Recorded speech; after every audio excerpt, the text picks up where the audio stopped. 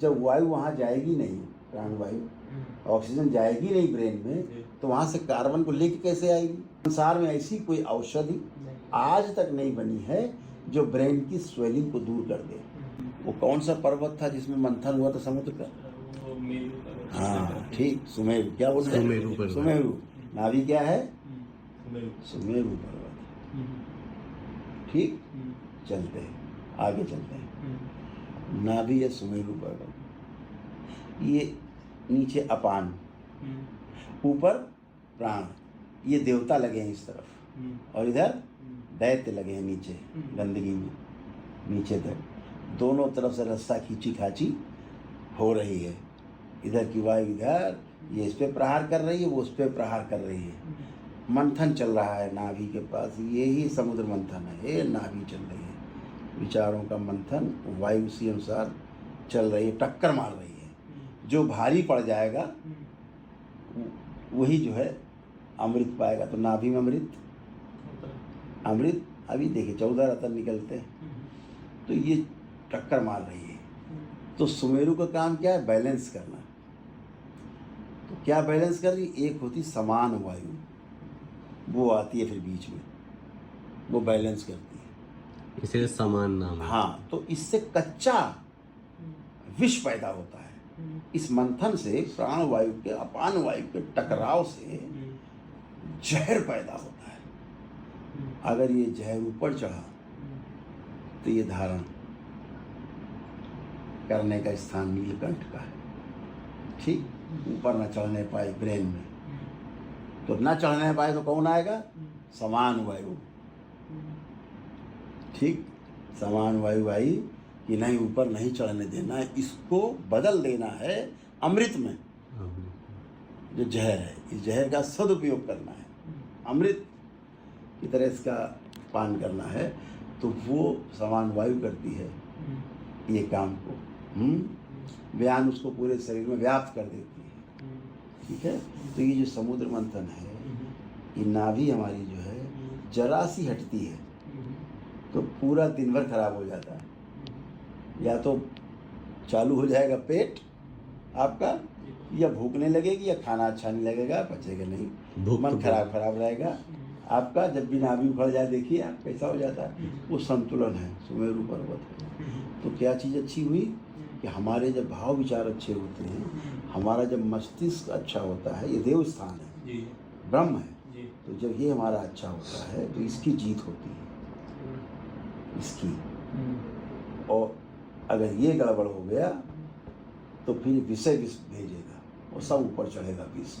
आपकी समान वायु हट गई तो विष आपका ऊपर चढ़ेगा, और विष चढ़ने का मतलब है शरीर में बॉडी कैंसरस हो जाएगी, कैंसर व्याप्त हो जाएगा। और अगर आपकी समान वायु ठीक है, आपका कच्चा जो विष है ऊपर नहीं चढ़ पाया, नीचे से ही निकल गया मल और मूत्र पसीने से, ब्रीदिंग से, तो हरी हरे फिर आप अच्छे हैं। तो इसलिए मस्तिष्क का अच्छा होना बहुत जरूरी है, देव स्थान है। ठीक है, इसीलिए इधर शेष नाग है बैठे ना, वासुकी बैठे हुए हैं, भगवान शिव के यहाँ पर बैठे हुए हैं। वो जहर से ही जो है जहर संचालित कर रहा है, जहर में उनको आनंद है ना, गले में लिपटे हुए हैं, क्योंकि वो ठंडक प्रदान कर रहे हैं। हमेशा जो सर्फ है नीचे ठंडा रहता है ना, ठंडक प्रदान कर रहे हैं, गले में लिपटे हुए हैं। तो प्रतीकात्मक है सारा जो लिखा गया, इस पर बहुत लंबा है ये। तो गुरुदेव, जो मंथन में जो शेषनाग है वो कुंडलिनी शक्ति को माना जाए? कुंडलिनी शक्ति है, और क्या है वो शेषनाग, वो कुंडलिनी शक्ति। ऊपर खींच रहा है कि नीचे खींच रहा है, ऊपर खींच रहा है कि नीचे खींच रहा है, कुंडलिनी शक्ति। कुंडलिनी शक्ति नीचे जाएगी तो दैत्यों की तरह काम करने लगता है मनुष्य, बस वो ऊपर जाएगी तो देवताओं की तरह काम करेगा। यही बात है।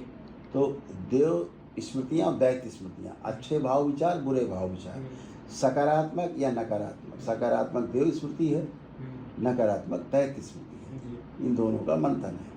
तो ज़्यादा जो भारी पड़ जाता है उससे फिर विष उत्पन्न होता है, विष से स्वेलिंग उत्पन्न होती है मस्तिष्क में, स्वेलिंग से फिर ट्यूमर बनने लगते हैं धीरे धीरे, रक्त और ऑक्सीजन की सप्लाई कम होने लगती है ब्रेन में, फिर वहाँ ट्यूमर बनने लगते हैं। क्योंकि रक्त में जो हीमो होता है, हीमो का काम होता है जहाँ पर खून की सप्लाई हुई है वहाँ पर जा कर के वो रक्त ने अपना काम किया आखिरी लास्ट ब्लड वेसल्स तक, और वहाँ पर चीज़ों को, ऊर्जा को जलाया, ऑक्सीजन भी साथ में गई तो चीज़ों को जलाया, वहाँ कार्बन जो बना, ऊर्जा बनी, ऊर्जा कंज्यूम हो गई, जो कार्बन बना तो फिर से रक्त जाता है, उस कार्बन को अपने में समेट के लाता है और फिर इससे निकालता है, उसको हम बोलते हैं कार्बन डाइऑक्साइड। तो कार्बन को इससे निकाल देते हैं, ठीक है, एक रास्ता है कार्बन निकलने का। लेकिन जब वायु वहाँ जाएगी नहीं, प्राणवायु, ऑक्सीजन जाएगी नहीं ब्रेन में, तो वहाँ से कार्बन को लेके कैसे आएगी, कार्बन डाइऑक्साइड कैसे बनेगी, निकलेगी नहीं तो कार्बन इकट्ठा होने लगेगा, कार्बन इकट्ठा होने लगेगा तो वही धीरे ट्यूमर बन जाएगा, गांठ, और फिर वो सप्लाई रोकेगी।